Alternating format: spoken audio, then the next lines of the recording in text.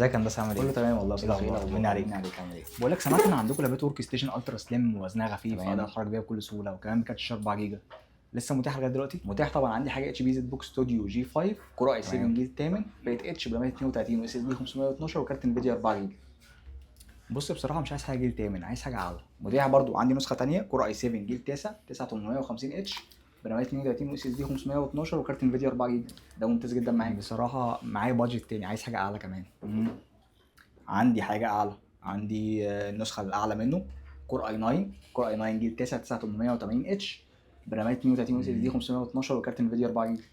طب ما عندكش حاجه جيل احدث؟ شكلك كده جاي تسأل بس وهتتعبني معاك، بس انا معاك للاخر. عندي متاح. عندي حاجه كور اي 7 جيل 10 10850 اتش برضه ب 132 اس اس دي 512 وكارت انفيديا 4 جيجا. ده برضه ممتاز جدا. طب بص مش عايز تعبك معايا، عندك حاجه جيل 11؟ مفيش فايده. ماشي، موجود عندي جيل 11 اتش بي زد بوك ستوديو جي 8 كور اي 7 جيل 11 11850 اتش ب 132 واس اس دي 512 وكارت انفيديا كوادرو 4 جيجا. طيب حلو، ده ده اعتمدنا. يعني حاجه فوق ممتازه تمام. جدا، وكمان الترا سليم. خلاص تمام اعتمدنا. تمام حبيبي يا هندسه، تسلم. خلاص تمام، اعتمدنا حبيبي يا هندسه.